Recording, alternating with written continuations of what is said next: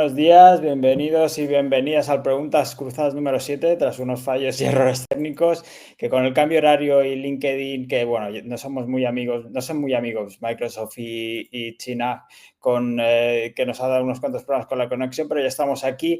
Y para empezar quiero agradecer a Ramón Nogueras, que se ha prestado a participar en el primer Preguntas Cruzadas después del verano. Muchas gracias, Ramón, y bienvenido. Un placer. Recordad que Preguntas Cruzadas es una doble entrevista colaborativa. Nos hacemos preguntas el uno al otro, cruzadas de manera intercalada, y desde el chat podéis participar, tanto preguntando a quien queráis como respondiendo a lo que queráis. Y hoy hablamos con Ramón Nogueras, que es psicólogo conductual, formador y supervisor clínico. Su marca es clara: psicología basada en la evidencia, sin chorradas. Ha escrito ¿Por qué pollas haces eso?, ¿Por qué compramos la burra?, que es sobre persuasión, y ¿Por qué creemos en mierda?, del que pronto tendremos edición ampliada. Y el año que viene tendremos otro libro que esperamos con ansias. Suele darle caña a tópicos como el detox de la dopamina, el mito omnipresente del trauma o la teoría del apego, cuando no encajan con datos. Y si quieres ciencia directa, contrastada, con un toque de humor y tacos razonables, estás en el directo adecuado. Así que bienvenido, Ramón, y vamos a darle caña. ¿Quieres empezar tú con la primera pregunta?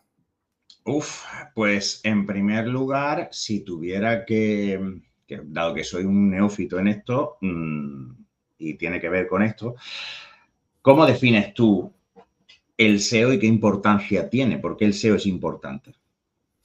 Hombre, es importante porque es un canal de captación para empresas o profesionales que quieran vender sus servicios o productos. Entonces es un canal más que pueda llegar a la gente. Al final es un medio para llegar a la gente que tú quieres ofrecerle cualquier cosa. En este caso, sí, puedes Es que seguir. te quería hacer una pregunta. Entonces, ¿tú dirías que de lo que se trata es de asegurar que las personas para las que el mensaje es relevante reciban ese mensaje con más probabilidad y que lo reciban frecuentemente? No sé si no frecuentemente, porque al final no son varios impactos, sino es estar donde tu público puede estar. En este caso, hablamos del SEO tradicional, que es en buscadores. Por lo tanto, tú quieres posicionarte, tú quieres estar por esas búsquedas más probables que haga tu usuario y que sean más afines a lo que tú estás vendiendo. Vale, perfecto, porque ya te digo, cuando me consultaste dije consultor SEO y la verdad es que a pesar de que pues, llevo muchos años como usuario de a pie de internet, la verdad es que nunca había entendido muy bien en qué consiste. De qué se trataba, ¿no? No sé si Uh-huh. desde fuera, bueno, tú, por ejemplo, que tú tienes tus servicios, tú tienes tus libros también. ¿No te ha llegado nunca eso de esa opción de, oye, mira, quizá este servicio, el SEO, te puede venir bien para lo que sea? Pues sí, muchas veces he recibido contactos pues, a través de LinkedIn o de otros medios de personas que me ofrecen eso, posicionamiento, etcétera, etcétera, etcétera. Lo que pasa es que reconozco que siempre he sido un poco escéptico, más que nada en parte por desconocimiento, ¿no? Porque no sé muy bien cómo funciona esto y tal, y porque además en la psicología, por lo menos en la parte sanitaria, hay mucho de boca a oreja y hay muchos de los consultantes que vienen referidos por personas que han trabajado contigo, personas que conocen a gente que ha trabajado contigo. Entonces, claro, en mi caso al menos, el número de visitas que yo recibo a través de, por ejemplo, la página web, en plan, si alguien busca psicólogo Barcelona o psicólogo conductual en Barcelona o cosas así, es relativamente bajo. Yo sí es cierto que cuando recibo a una persona le pregunto, oye, ¿cómo me has conocido? ¿Cómo has decidido venir? Entonces, en ese sentido, siempre he sido un poquito más escéptico. Y luego, pues por otro lado, también es cierto que para otra parte de las personas pues vienen por el trabajo de divulgación, pero ese trabajo de divulgación tampoco está alojado en mi propia página, porque parte sí, ¿no? O sea, el blog o lo que sea, pero otra parte viene de vídeos y charlas que se han dado en los canales de YouTube de quien sea. O sea, pues si sales en el sentido de la birra, pues no es en tu canal, es en el canal del sentido de la birra. Entonces también hay mucho que viene indirectamente. Entonces el SEO, reconozco que hasta ahora no le he prestado mucha atención. En este caso tú te has apalancado, digamos, en otras plataformas, en plataformas externas, en canales externos también, como decía YouTube, en el canal de otra persona o cuando has hecho charlas o conferencias y demás. En este caso sería otro canal más, otra pata más que podrías explotar, que parece que no te ha hecho falta. De momento no, pero hombre, nunca se sabe. Al final uno tiene que estar siempre pendiente de estas cosas y ir viendo un poquito. Estar pendiente, pero tampoco se puede estar a todo. O sea, si a No, ti no, no. también se te da bien, joder, hay gente que no se le da bien, por ejemplo, hablar en público, pues puede ser una manera de conseguir clientela. Para nada. Yo además estoy plenamente de acuerdo contigo en que merece mucho la pena estar en una sola plataforma o tener un solo altavoz y cultivarlo bien, etcétera, que dispersarte mucho y en tratar de alcanzar, que hay gente que lo hace y lo hace muy bien, etcétera. No soy yo. Yo, por ejemplo, a mí a veces la gente me pregunta eso, ¿cuál es tu estrategia de marca personal? Yo que no tengo ni puta idea de eso. Yo digo lo que se me ocurre y lo cuento y a quien le parece bien, bien y a quien no también. Hay gente a la que le gusta, hay gente que no le gusta y hay gente pues, que le entra por un lado y le sale por el otro, como es lógico, pero no ha habido nunca una estrategia deliberada. Por ejemplo, cuando yo escuchaba a compañeras que hacen divulgación, vas a comentar que el algoritmo ahora te penaliza esto y te dicen lo otro y que si hay que exponer el contenido a ciertas horas o de ciertas maneras y tal, yo la verdad es que eso para mí me es completamente ajeno, nunca me ha interesado, o sea, nunca me le he dedicado tiempo a eso. Pero, por ejemplo, era una pregunta que tenía por aquí apuntada. Venga, El tema de los libros, tú has publicado 3 libros hasta ahora, vas a hacer sí. otro. ¿Forma parte de tu estrategia, de una estrategia más, o es simplemente porque te gusta divulgar en ese sentido, o porque quieres hacer dinero simplemente con los libros? Porque, por lo que sé, no te haces rico publicando libros, y menos de psicología. Dinero se hace porque, hombre, pues algo de retribución obtienes y en ese sentido yo no me puedo quejar, pero no vives de eso. O sea, como fuentes de decir vas a vivir de publicar libros de divulgación, yo no sé si alguien en España puede hacerlo, no lo sé. No. Yo, por lo menos, te digo que no, es un extra, es un pequeño extra, que, hombre, pues está muy bien, pero tampoco. El tema de escribir, yo, si quieres te cuento cómo fue, pero es lo que te decía del crecimiento Mm. orgánico. Yo no presenté, yo no tenía idea de escribir ningún libro. Yo tenía una idea muy vaga, a lo mejor de alguna vez plantearme escribir un manual en plan psicología para la vida cotidiana, un poco muy generalista, con diferentes aspectos en los que la psicología podía aportar cosas al día a día, ¿no? Que no fuesen autoayuda.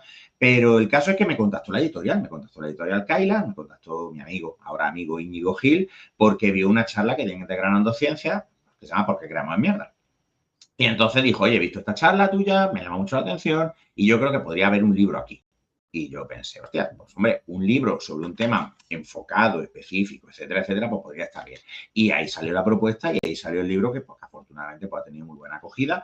Y a partir de ahí, pues ya me propusieron escribir más sobre otros temas específicos. Pero no es una estrategia, porque yo no lo tenía pensado. Es decir, no es un tema de, vaya, escribiré libros para que esto atraiga gente, etcétera. Porque además yo no contaba con que el libro tuviese una relevancia particular, porque la divulgación, pues creo yo que es un sector de los libros que no vende mucho. O sea, no me acuerdo quién me decía que en España de vender libros puede vivir Juan Gómez Jurado y gente que escribe fundamentalmente ficción, que es lo que al final más se consume, que está fenomenal. Yo súper a favor.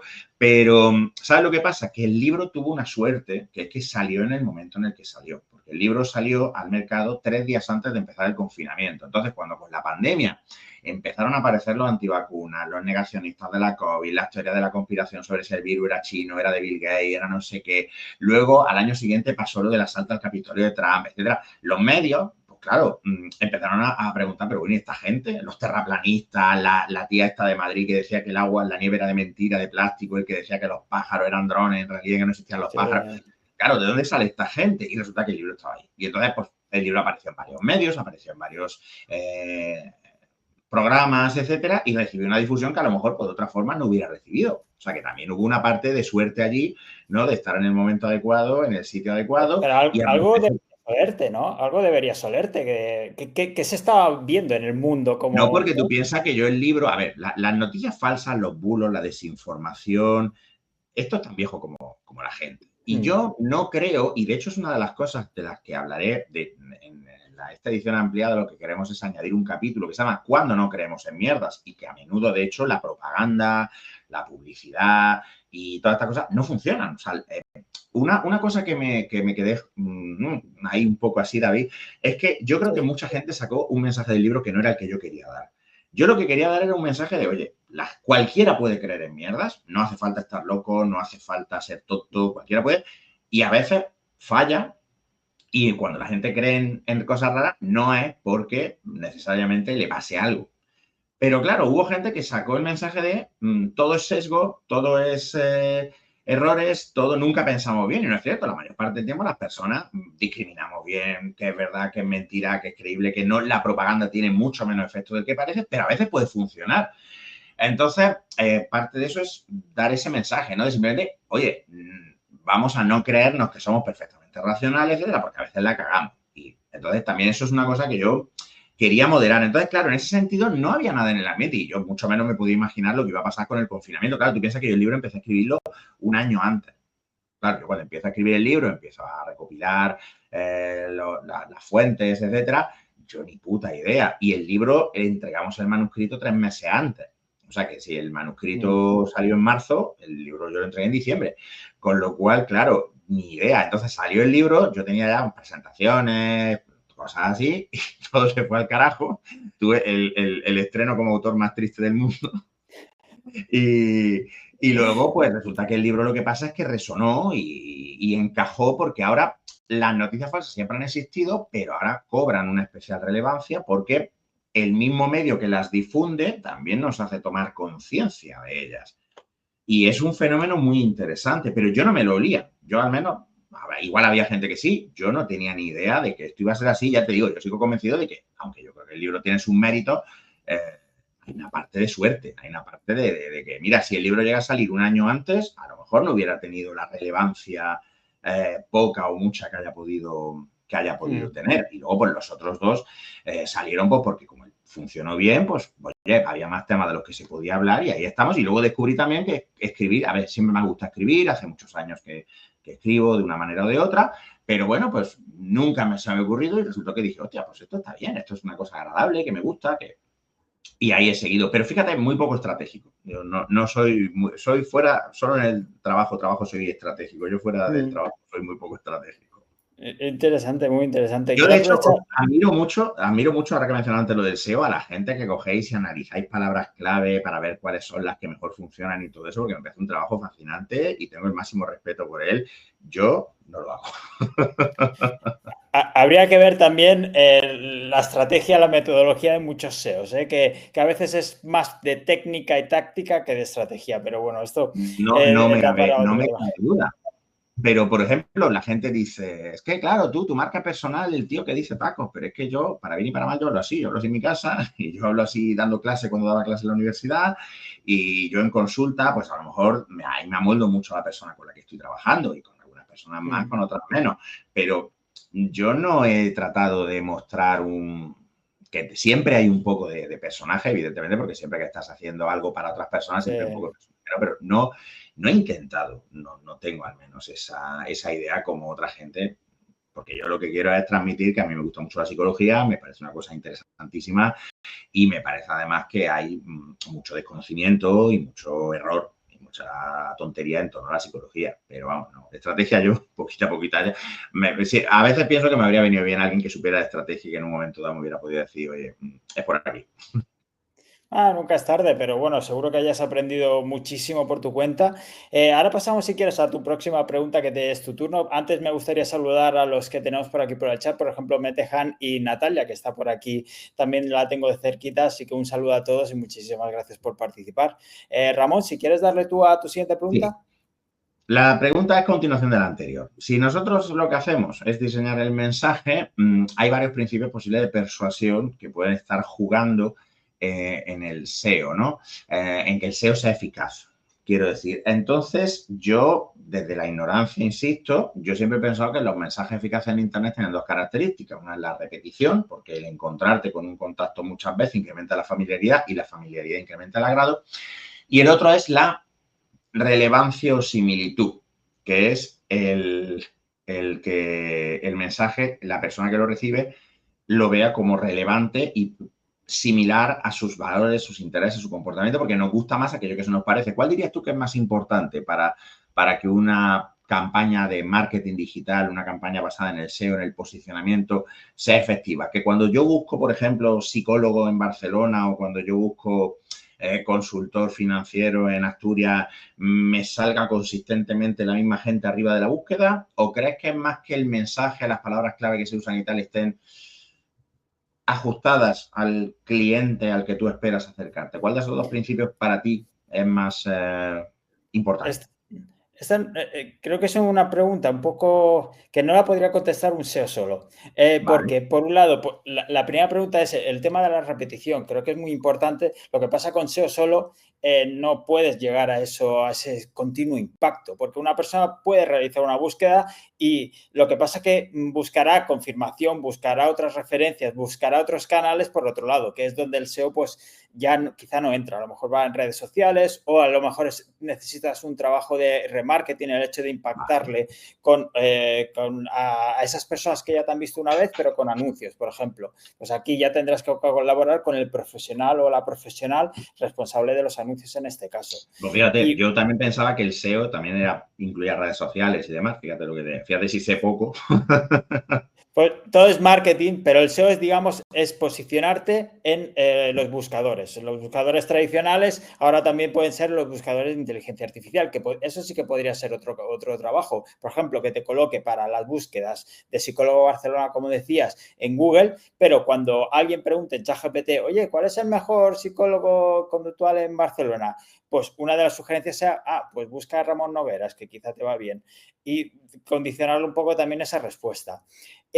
Claro, eso es la captación, pero y es evidente que ahora el usuario, la usuaria de media, tiene muchísimos más estímulos y muchísimos más inputs. Por lo tanto, es muy importante cada vez más el hecho de impactarle constantemente, el ser un poco pesado en ese sentido. Pero una vez que esté medio convencido o un poco que le hayas hecho que te preste mínimamente atención, lo que tienes que hacer es convertirlo.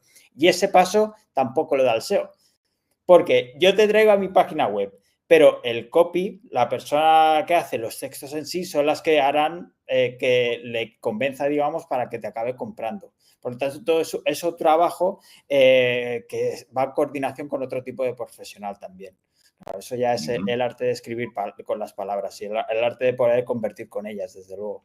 Entonces, ¿qué es más importante? Pues es que no puedes dejar, creo que una cosa sin la otra. Quizá te diría el hecho de trabaja bien la manera en la que captas al usuario y que consigas tener un contacto directo con él o con ella, el hecho de decir, vale, pues que al menos me deje su email, su teléfono, su lo que sea, para poder tener una vía directa de contacto y que no dependa de que haga otra búsqueda o que yo tenga que pagar anuncios, por ejemplo, para poder impactarle en cualquier otro sitio o que vaya a la red social de turno y hable o vea un vídeo de un influencer que no lo tengo controlado. Claro, es que yo leía gente que trabaja mucho el tema de email marketing y una de las cosas que existen es que la ventaja de hacer el marketing por el email, y eso psicológicamente hablando tiene sentido, es que primero, una vez que la persona te da el email, te está dando una cierta muestra de confianza.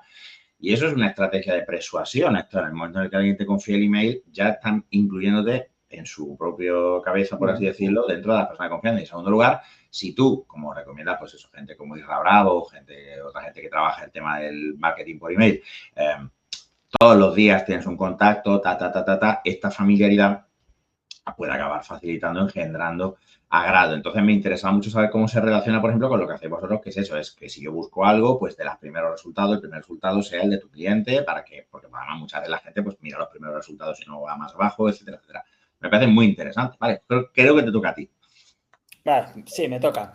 Se habla mucho, al menos en la parte del marketing o en la parte del SEO, de cómo nos conocen los algoritmos, ¿sabes? De cómo se personalizan las búsquedas, qué información tienen, cómo vas a redes sociales y te impactan y te quedas enganchado, o por ejemplo las noticias que te salen en Discover, no sé si conoces el feed de Discover, que son esas noticias que si tienes un Android, pasas y son las noticias que te envían de manera Lo que hace personalizada. Google, por ejemplo, que te Exacto, presenta. Sí, vamos, lo exacto. tengo como usuario, lo he visto.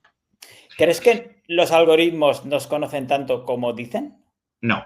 A ver, no, aquí me remito primero a mi experiencia como usuario y luego ya si quieres lo analizamos un poco desde la psicología. A ver, el tema de los algoritmos se basa en un hecho que es un principio psicológico que es verdad, que es a falta de cambios, el mejor predictor de la conducta futura es la conducta pasada, a falta de cambios en el contexto. Entonces, si una persona se comporta consistentemente así, lo más probable es que en el futuro se comporte así, a no ser que haya cambio importante en el contexto. Esta cláusula es la madre del cordero. ¿Qué es lo que pasa? Los algoritmos recopilan una gran cantidad de data, de puntos de datos, data points, por usar el anglicismo, sobre una persona. Pero claro, hay muchas cosas que no pueden discriminar. Entonces, pues, por ejemplo, te encuentras con paradojas como, pues, que, por ejemplo, pues, cuando estábamos esperando nuestra primera hija y cuando estábamos esperando nuestra segunda hija, sabiendo ya que la estábamos esperando, seguíamos recibiendo anuncios de test de embarazo. Vas a Budapest y lo siguiente que te salen son 500 ofertas para ir a Budapest cuando ya has ido y ya has comprado el billete.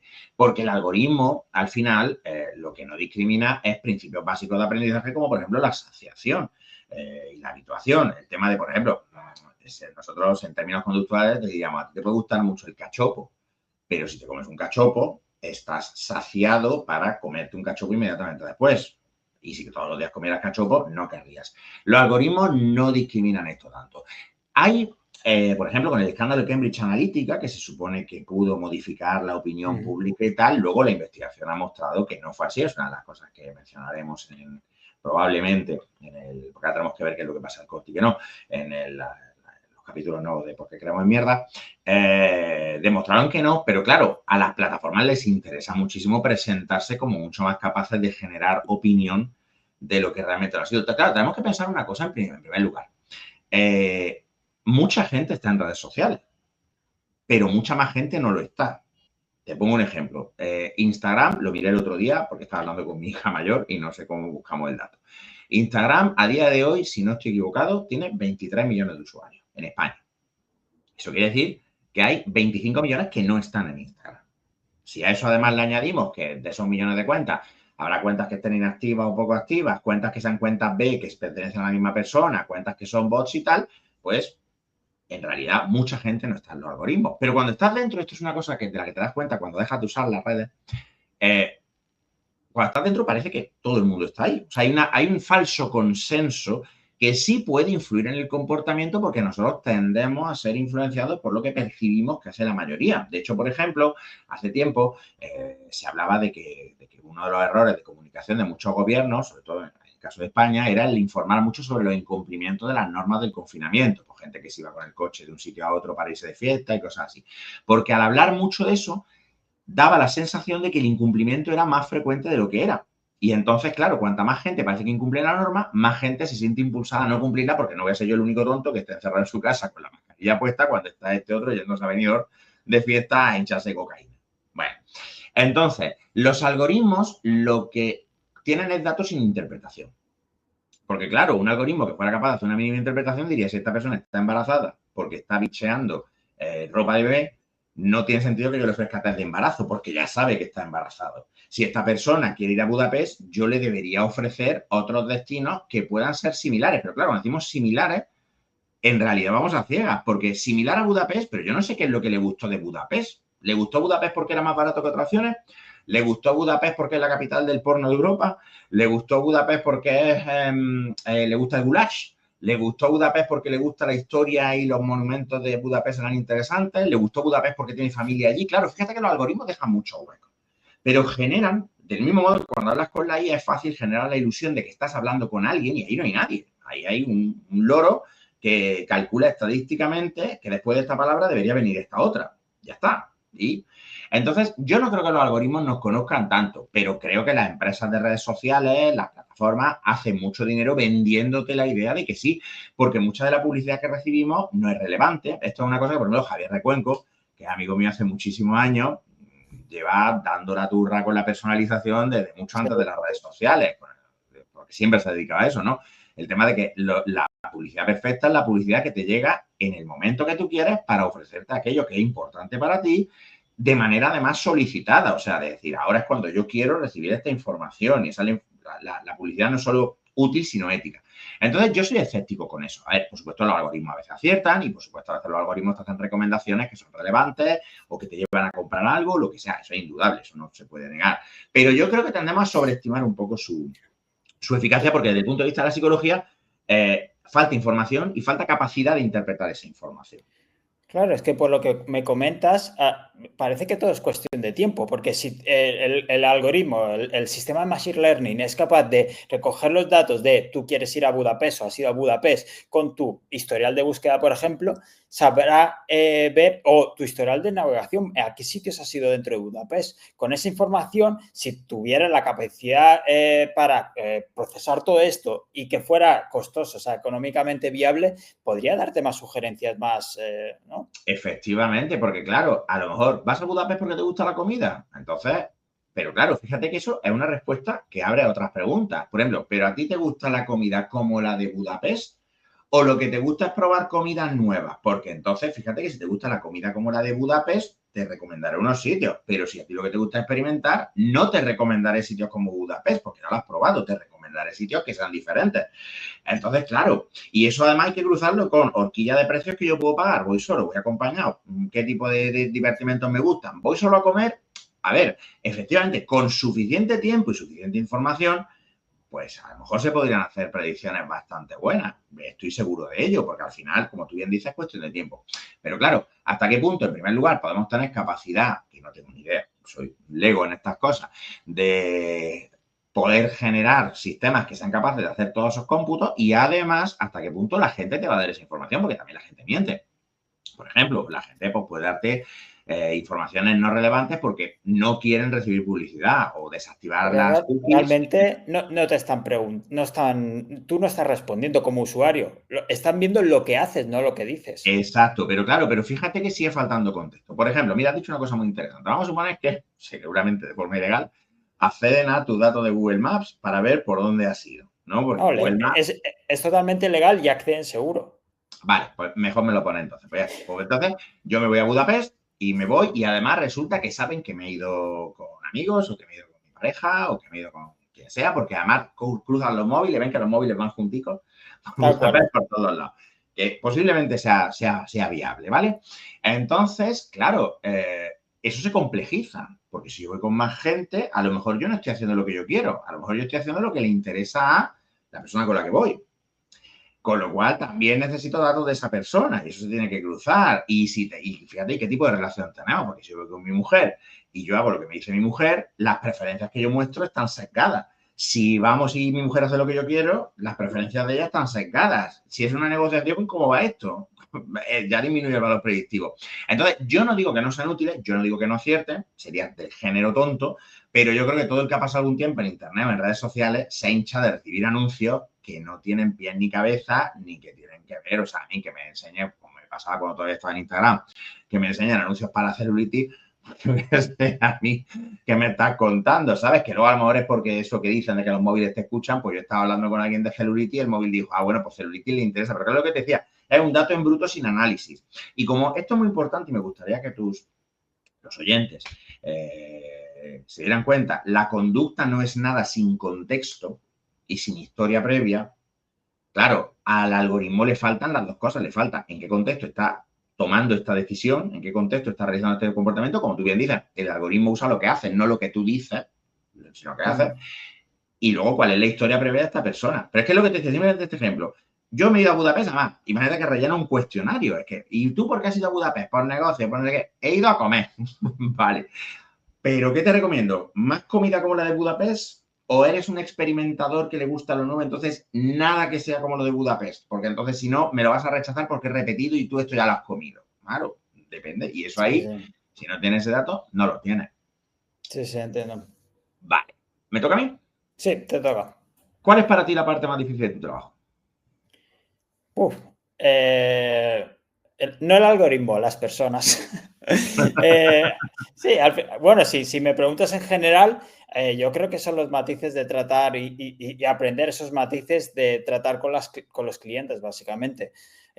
Porque nuestro trabajo, al menos hablo por mí, yo trabajo como freelance, por lo tanto, hago SEO para otros clientes, o para mis clientes, por lo tanto, es aprender a cómo es la comunicación con cada uno de ellos, cómo prefieren que les demos la información, qué incentivos tiene cada uno, que cuando te están pidiendo X, qué realmente te están queriendo decir todo esto. Yo creo que es un aprendizaje continuo a la hora de presentar informes, enviarles emails, qué información darle, qué no y cuándo, el precio, por ejemplo. Yo creo que todo esto, la parte psicológica de mi trabajo, yo creo que es la más difícil. Yo es que creo que tenemos los mismos problemas. Sí, desde luego. Vale, es que eso es lo que yo dudaba, porque pensaba que me ibas a decir igual, pues yo qué sé, analizar las palabras clave para que en el algoritmo encaje y no sé qué, no sé cuánto, pero no, ya veo que tenemos los mismos problemas. Vale, Sí, sí, sí, sí. creo que te toca a ti. Esta ha sido Eh, fácil. me, me toca. Mira, por aquí Nathan le dice que buena respuesta. Para mí también es la parte más difícil. Muchas gracias a todos los que y todas que estáis por aquí por el chat. Sé que he tenido un problema con el evento que había creado y demás, por lo tanto no sé cuánta gente estará por aquí, pero agradezco mucho que estéis y que si tenéis alguna pregunta o queréis participar en alguna respuesta, sentidos libres de hacerlo, que aún hay tiempo.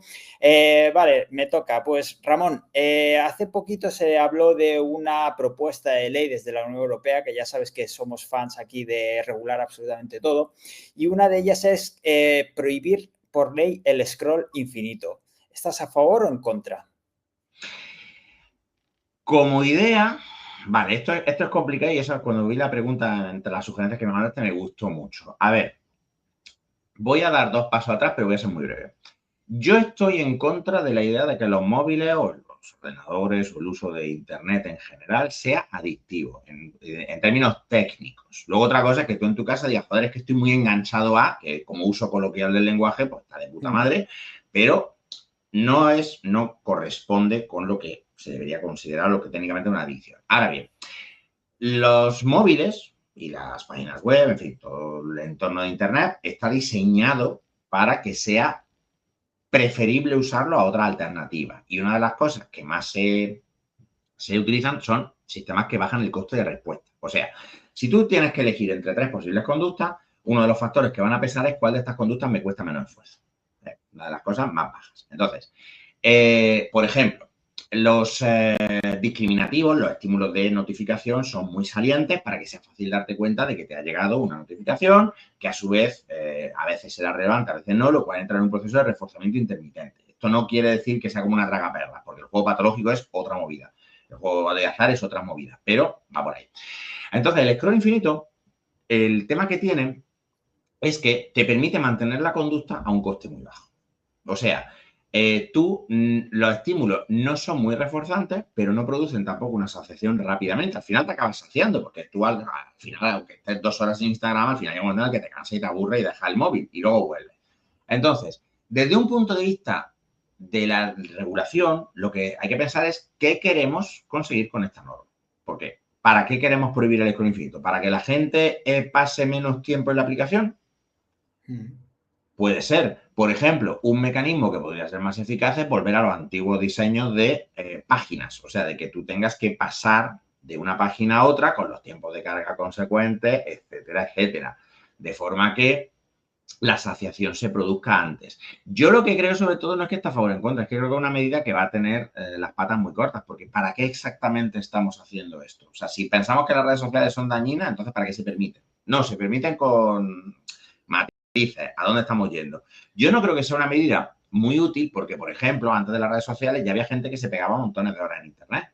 Se pegaba montones de horas en chats, se pegaba montones de horas en páginas web, saltando de una a otra, leyendo blogs, etcétera.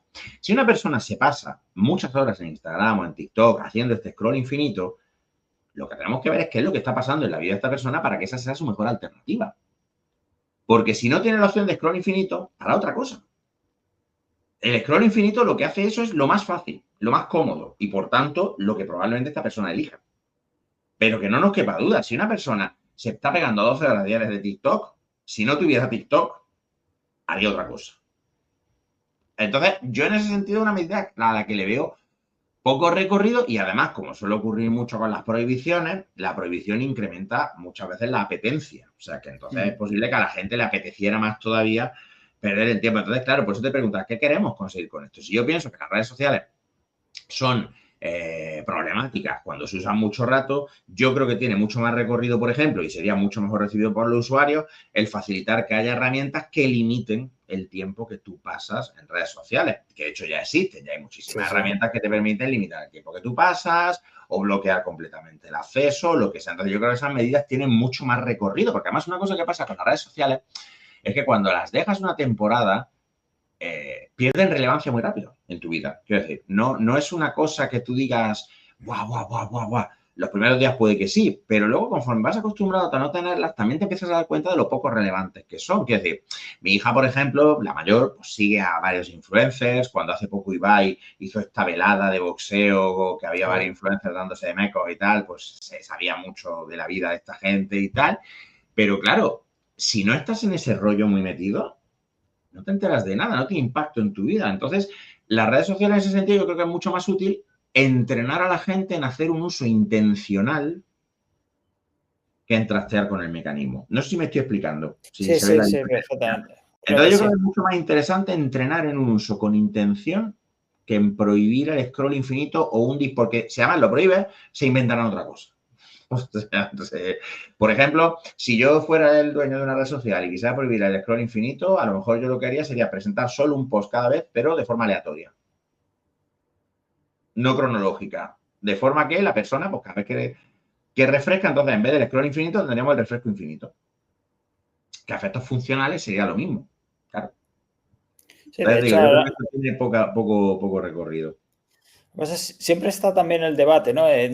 Un poco por donde ibas, de no prohíba, sino educa. Y ese sentimiento también paternalista con el usuario, la persona, digamos, dentro del Estado. No sé si es realmente viable y la gente tenemos esa predisposición a que nos eduquen o a aprender, de hecho, cómo utilizar esas herramientas.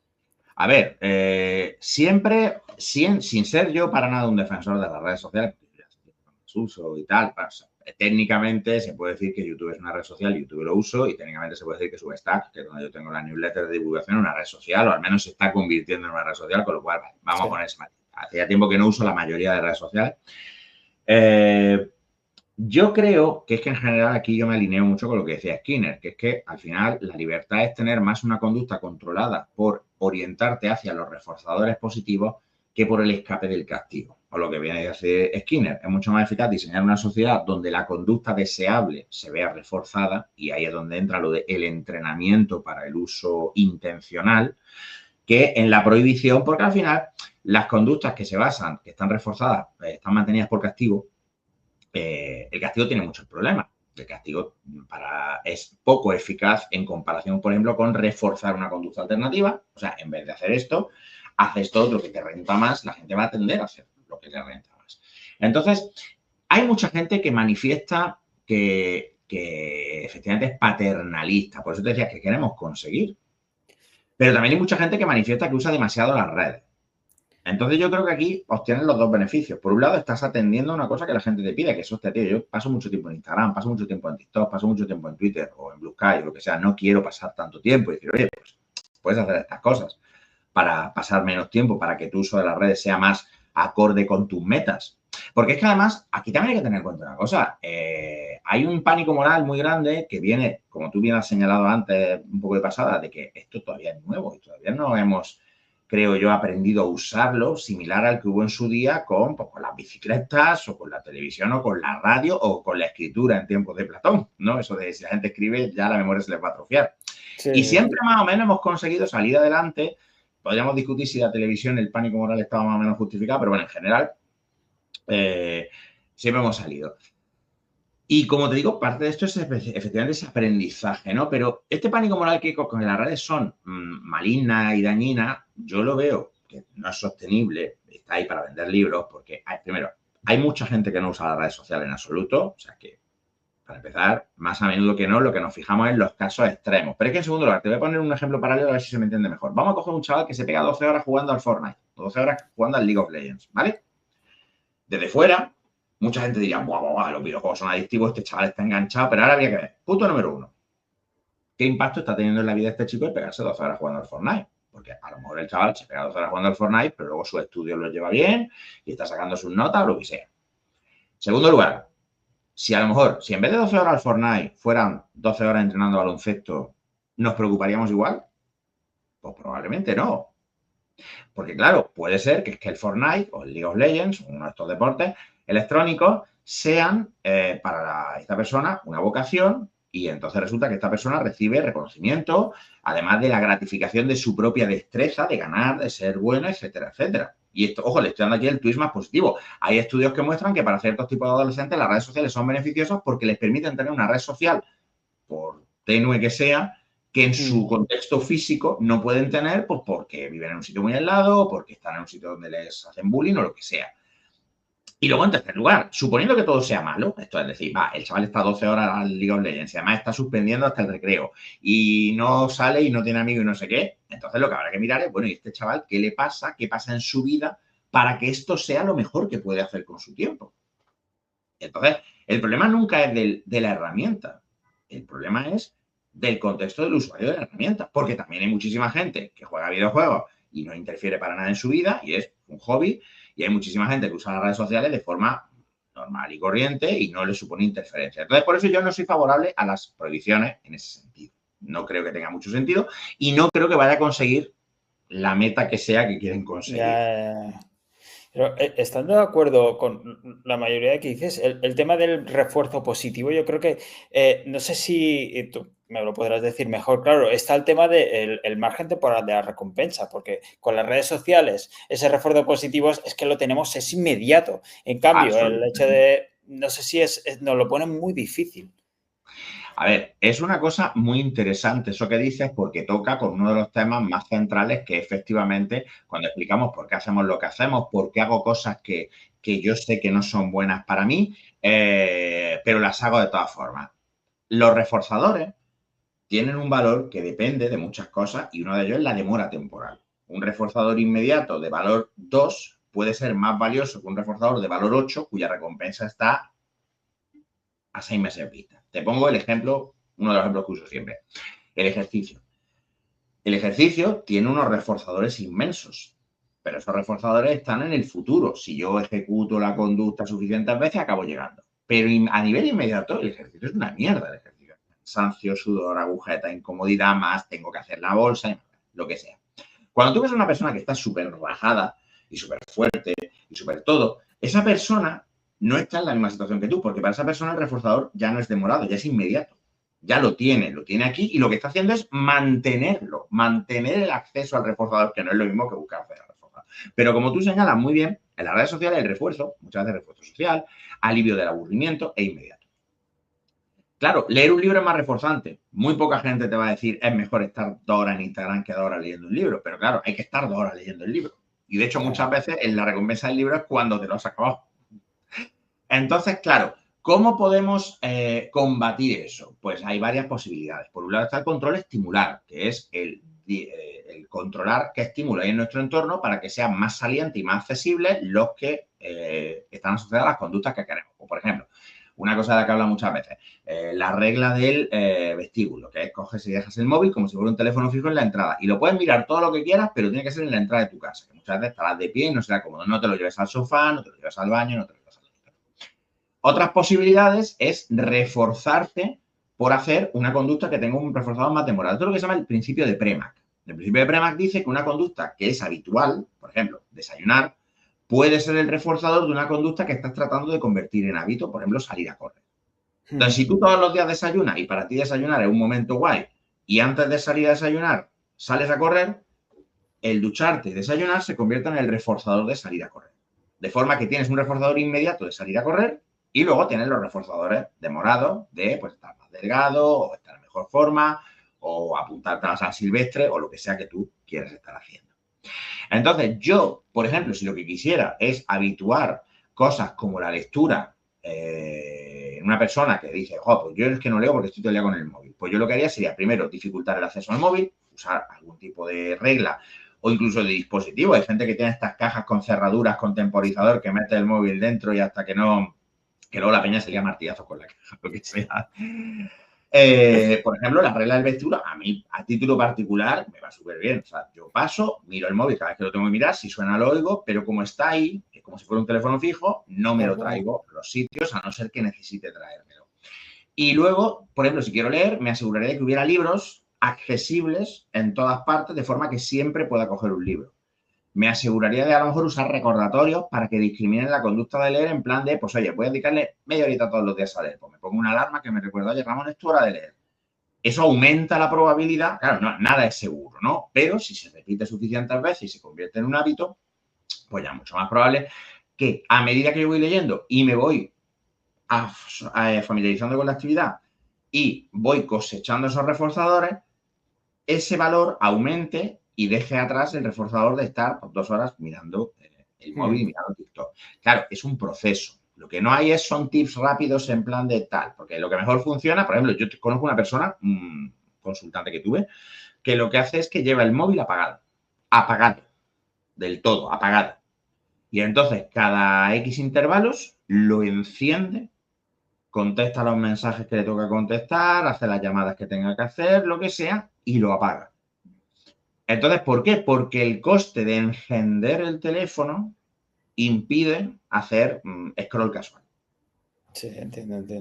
Y luego, una vez a la semana, él se puso su hora o sus no sé cuántos datos se puso de Instagram y se sienta, pues como el que se sienta a ver una peli. Pim, pam, pim, pam, pim, pam, pim, pam, pim, pam. Y ya está. Que de hecho creo que ni lo agota. Y el resto de la semana, ni puto caso. Bueno, claro, también es que ese es el tema. Todas las cosas que tú recomiendas siempre van a tener que estar, y ahí lo has dicho tú muy bien antes con el SEO, adaptadas a el contexto de la persona con la que tú estás. Estas medidas que a mí o a esta persona le funcionan, pues a lo mejor para ti son catastróficas. Tú, por ejemplo, probablemente necesitas estar bastante más pendiente del móvil por tu trabajo. Entonces a ti quizá habría que buscar otro tipo de medidas, pues para que puedas hacer si tú sientes que estás haciendo un uso inadecuado del móvil, pues que tú puedas manejarlo mejor. De hecho, cuando me has preguntado qué es la parte más difícil o lo que menos me gusta de mi trabajo y tal, lo segundo, aparte de las personas, lo segundo que me ha venido es un poco el hecho de esa obligación, entre comillas, de estar pendiente siempre, ¿sabes? De la última actualización, las últimas noticias, el estar pendiente de ese enganche de que cuesta mucho realmente estar offline, de desconectar realmente. Y eso es uno de los peligros y de las cosas que menos me gustan realmente, porque sí que me gusta estar informado, pero el hecho de llegar, de pasar del que te guste al sentirse esa obligación, es la mierda, digamos. De hecho, es la mierda absoluta. De hecho, aquí vuelvo a hablar de mi experiencia particular. Es una de las cosas de las que yo noté a medida que me iba apartando de las redes, que es que en realidad no me estaba perdiendo absolutamente nada. Bueno, me perdí un montón de tonterías y de debates histéricos acerca de nada y cosas así. Pero también aquí pasa una cosa y que va muy vinculado. Tú has dicho antes, a mí me gusta estar informado, claro. Los seres humanos somos lo que Hugo Mercier llama omnívoros informacionales. O sea, del mismo modo que hay animales que comen de todo, a nosotros nos valen muchísimas fuentes de información. Y claro, para nosotros el cosechamiento de la información, la recolección de información ha sido muy importante, ha sido un factor muy importante para nuestra supervivencia. Entonces, todos estamos en mayor medida motivados para querer saber qué pasa. Aunque si luego lo razonas, la mayor parte de la información que adquirimos no tiene una aplicación o una relevancia, ¿no?, directa en nuestra vida. Quiero decir, nosotros, por ejemplo, consumimos muchísimas noticias sobre cosas que en realidad ni nos van ni nos vienen. O no podemos hacer nada al respecto. Entonces, creo que parte del tema allí también consiste en aprender a no aislarse ni a desconectarse, sino sencillamente, y aquí es donde lo enlazo con la pregunta antes del scroll infinito, ser tú el que corte el scroll.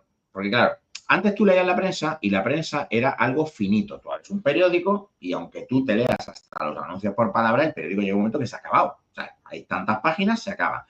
Claro, este scroll infinito te permite seguir indefinidamente y, por tanto, es como cuando, por ejemplo, le pones a la gente, había unos experimentos de un psicólogo llamado Brian Wansink, que luego es verdad que le pillaron manipulando muchísimo de esos experimentos, ¿no? Pero hacía una cosa muy interesante que era tratar de ver cómo el tamaño del plato influye en la cantidad de comida que comes. Y tiene un libro por ahí que se llama Mindless Eating, que una gran parte pues estará retractado ya, porque ya te digo que fue un escándalo bastante grande.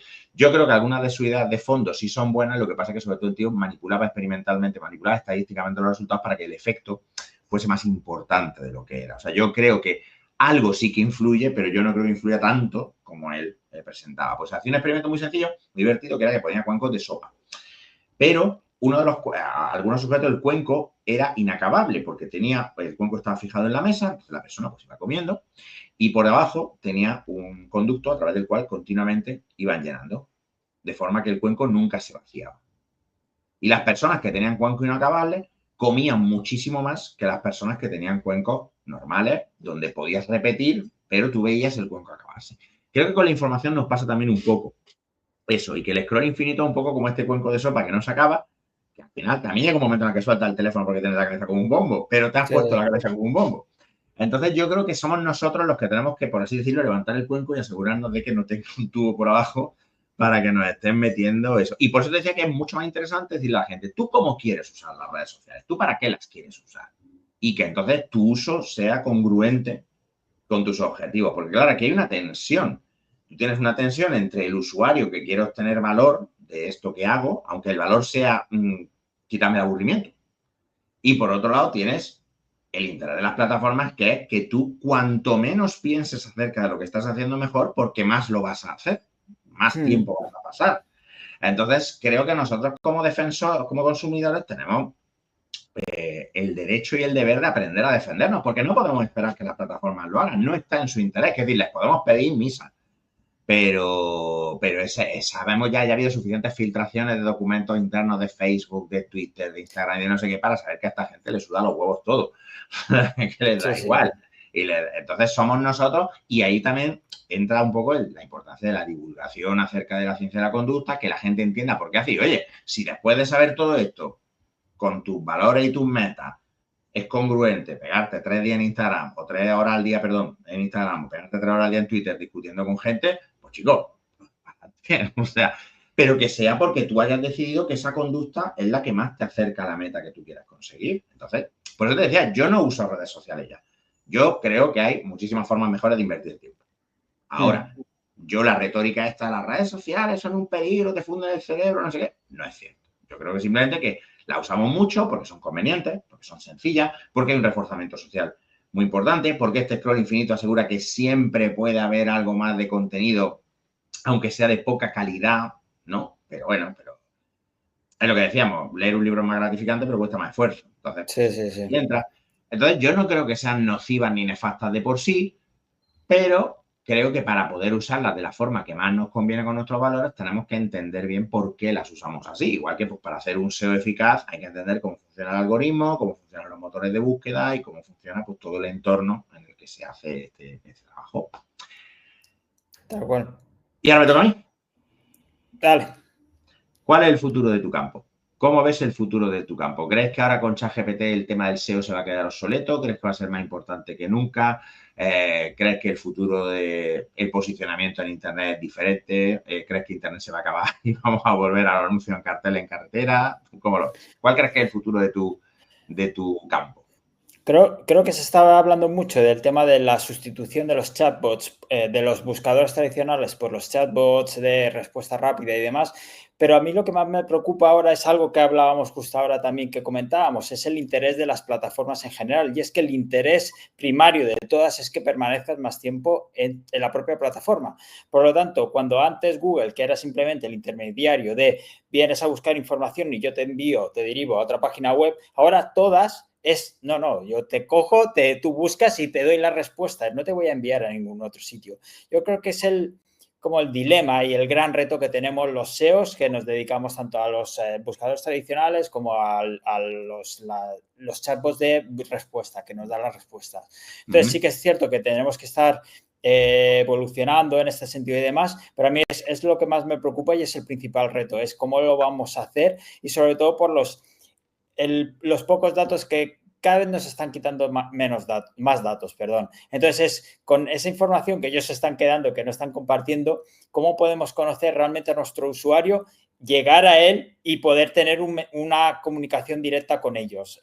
Un poco lo que comentábamos al principio, el hecho de decir, lo cojo una vez, a lo mejor no es lo cojo en el mejor sentido, sino para conseguir esa conexión directa. No es te vendo algo, sino, oye, es una manera de poder comunicarte más adelante algo que te pueda interesar. Y entonces yo creo que es el reto que tenemos actualmente y es lo que más me preocupa, es el hecho de que cada vez va a ser más difícil el acceso al usuario al que pretendemos llegar. Voy a hacerte una pregunta, si me permite, voy a hacer trampa, voy a hacerte otra pregunta, pero que va vinculada con la primera, pero porque es una sensación que tengo yo y como tú estás mucho más metido en este mundillo, también me interesa saber lo que piensas tú, que es, ¿tú no tienes una enorme sensación de burbuja con todo esto de la supuesta IA, que yo prefiero llamarlo modelos grandes de lenguaje, ¿vale? Porque es lo que son, llamarlo inteligencia no me parece que sea para nada correcto, Pero yo tengo una sensación muy fuerte de que ha habido un boom muy de, ay, ¿puedo hacer dibujos de mierda? Porque hacen dibujos de mierda. Puedo preguntarle cosas y que se las invente y que me cuente mierdas aleatorias, pero yo, por ejemplo, cuando, aparte de tareas muy sencillas, en plan, ordéname esto alfabéticamente, que incluso hay a veces equivocado, hay veces que le pido operaciones aritméticas sencillas, no sabe. A mí me da la sensación de que hay una burbuja enorme con esto, de que se basa todo en unas promesas muy fantásticas que se han vendido, que no estamos ni cerca y que probablemente esto, bueno, que pasa un poco como lo de, ¿cómo era esto de que todo iba a tener un chip? El Internet de las cosas, ¿no? Que todo iba a tener Sí, un he chip y leído. todo iba a tener... No sé si tú lo ves como una burbuja o tú crees que genuinamente esto va a ser algo que realmente va a cambiar las cosas de una forma imposible. Y luego pues, podemos contestar la pregunta de Natalia. Yo creo que sí que es cierto que estamos ante un hype que ya se está explotando de alguna manera porque ya tenemos los primeros estudios, ¿no? Que hay estudios para todo, pero que dicen que las empresas están dejando de utilizarla ya para según qué o como los casos de estudios que se prometían no están llegando a eso. Yo creo que el sistema, precisamente que decías, esa diferencia de inteligencia artificial a modelos de lenguaje, es esa diferencia la que está marcando las limitaciones. Se nos están acabando los datos y la manera de entrenar los modelos de lenguaje, por lo tanto, va a haber un tope y creo que el llegar a la AGI, esta no es la vía a la que vamos a llegar a la AGI, a la inteligencia general. Yo es que no sé si llegaremos nunca. A ver, que yo como amante de la ciencia ficción me molaría 100 millones poder tener una computadora con la Star Trek y preguntarle cosas y poder fiarme de lo que dice. Sí, sí. Vale, pero es que te lo digo por eso, porque yo no soy un usuario habitual y de hecho, por lo que he visto, me repele más bien que otra cosa, ¿no? Porque, bueno, hay muchos problemas éticos asociados con eso y tal, pero que me llama la atención porque alguien que está en este mundillo, a ver cómo lo ves y me parece muy interesante sobre todo lo que dice de eso, que se están quitando datos con los que trabajar y se están dificultando el trabajo. Pero, Pregunta, Natalia, una cosita. sí, mira, a ver si la puedo poner por aquí. Pregunta para Ramón. ¿No es parte de la psique humana querer tener el poder de decisión, aunque sea una ilusión? A lo que voy, ¿los usuarios no se cansarán con una única respuesta para todo? A ver, O sí. lo que comentábamos de la diferencia entre los buscadores que te dan los 10 links azules a los respondedores que te dan una respuesta directa. A ver, sí, pero como todo depende porque hay un juego de pesos aquí. La primera pregunta que hace Natalia es completamente correcta. Nosotros queremos tener la sensación de decidir y cuando sentimos que no podemos decidir se da un proceso que se llama reactancia, que es una reacción aversiva y que suele manifestarse como o ignorar la prohibición o incluso hacer lo contrario de lo que la prohibición prescribe, ¿no? Y ahí tienes ejemplos como cuando el ministro, en aquel entonces ministro de Consumo Garzón, dijo, a ver, habría que limitar un poco el consumo de carne por motivos médicos y medioambientales, que esto no es nuevo, que esto es una cosa que lleva años diciéndose, que hay un consenso en la comunidad médica en general, y la gente se puso loca y apareció gente metiéndose filetes en la boca diciendo en plan no van a beber la carne y salió el que fue ministro, no me acuerdo si de Interior, de Justicia y Falca de Sevilla, del PP, Zoido, diciendo que defender la dieta mediterránea y era un filete empanado con patatas, que yo decía, pero ¿qué cojones de dieta mediterránea es esta? Entonces, sí, las personas preferimos elegir. Además, preferimos elegir porque en el caso que tú mencionas de los buscadores, si yo tengo 4, 5, 6 resultados y los puedo ir chequeando, también yo tengo una sensación de reducción de incertidumbre. Es decir, vale, realmente estoy verificando cuál es la opción que mejor me va. Entonces, en cambio, estos respondedores te dan una respuesta, pero eso tiene una ventaja importante, que es de lo que hablábamos antes del coste de respuesta, que es, ya, pero es que ahora yo ya no tengo que verificar esto. Se supone, que aquí es donde hay que meterle todas las comillas y todos los estos, que este chisme hace la comprobación por mí. Claro, a medida que se va rascando y como dices, van saliendo estudios, lo que se da uno cuenta es que esta cosa no puede realmente hacer estas comparaciones, que hay muchas tareas en las que es poco fiable y al final lo acabas teniendo que revisar tú. Hace poco leía un artículo que mostraba o pretendía mostrar que los programadores que usan este tipo de ayudas para hacer código tienen la sensación de ir más rápido y en realidad van más lento. Pero sí, en líneas generales yo creo que la gente tampoco va a querer que les digan siempre es esto y es esto y es esto y es esto. La gente siempre valora muchísimo su sensación de elección, siempre y cuando el número de alternativas sea manejable. Yo creo que Estando de acuerdo en parte, yo creo que al final, y lo digo desde un punto de vista decepcionado o pesimista quizá, pero la pereza gana a ese querer decidir, a ese poder. Por lo tanto, al final, que el hecho de que le den una respuesta va a ser siempre la opción. Es como muchas veces comentaba precisamente con Natalia, el tema de la privacidad y la gente no va a protestar porque no sé qué. No, porque se lo pones fácil y en general la gente se calla la boca. Pero es que además, fíjate que estoy de acuerdo contigo, no estamos en desacuerdo. Yo creo que la pereza y la conveniencia ganan muchísimo muchas cosas. Pero fíjate aquí el matiz. La privacidad, nosotros tenemos una relación con la privacidad muy rara. Porque, bueno, tú eres más joven que yo, seguro, pero yo recuerdo No tanto. perfectamente. Bueno, yo acabo de cumplir 49. Esto es lo que hay. Entonces, la cosa es que yo recuerdo que hasta, además, no cuando yo era chico, durante gran parte de mi vida existía un libro que se llamaba Páginas Amarillas que te doxeaba a ti y a todo el mundo. Entonces tú buscabas David Carrasco y venía a tu casa, ¿sabes? Y era una cosa, y a todo el mundo le sudaba, a todo el mundo le parecía cojonudísimo. Había que pedir expresamente no estar. Y cuando decías no quiero estar en las páginas amarillas, la peña te miraba como diciendo, ¿qué te pasa? ¿Vale? Luego se cambió a esa supuesta historia de, no, Dios mío, estás dándole todos tus datos a no sé qué. Ya, pero tú llevas un dispositivo en el bolsillo que registra por dónde andas. ¿Por qué? Por lo que tú dices. Porque, coño, es que la conveniencia de que me diga Google Maps cuándo pasa el tren o cuándo, por dónde ir, le gana a todo. Y luego además existe esta cierta sensación que creo que en parte es correcta de tampoco es que con mis datos vayan a hacer tan gran cosa, porque es lo que decíamos antes, como los algoritmos tampoco son tan eficaces, yo creo que la gente también en cierta forma tiene un poco la idea de a mí qué más me da si luego las recomendaciones que me hace son una pamplina. O sea, no es como si yo de repente dijera, ay Dios mío de mi vida, que me he gastado medio sueldo en compras que me han hipnotizado en internet para hacerlas, sino que es un poco de, bueno, ¿sabes? Yo te voy a decir una cosa, pero esta es mi evidencia anecdótica, no pretendo que tenga ningún tipo de validez científica, pero yo sigo haciendo muchas más compras por impulso. En plan, voy por la calle y veo un escaparate, veo algo que me encaja, entro y me lo compro, que las recomendaciones, porque además sabes, esto lo sabes tú muy bien, que hay abundancia de estudios que muestran que la gente que cuando lleva un tiempo en internet ya aprende a ignorar los banners, ignorar los anuncios, Sí, sí, que sí. ni los vemos, es que ya ni los vemos. Yo, por ejemplo, los anuncios de YouTube, yo no puedo decirte de qué han ido los últimos anuncios que he visto, porque además normalmente los dejo correr y me pongo a hacer otra cosa. Entonces, yo creo que la conveniencia gana siempre, pero porque esa conveniencia también nos da la sensación de que la hemos elegido. Al final te preguntan, ¿quieres darme tu dato? Y tú dices, sí. Vale, pues ya está. En el momento en que tú dices que sí, te han preguntado, ya te relajas un montón. Sí, sí. Pues Ramón, ya llevamos una hora y 10 con una hora con el retraso. Mi última pregunta sería si me pudiera, o petición, si me puedes recomendar a alguien para traer al Preguntas Cruzadas.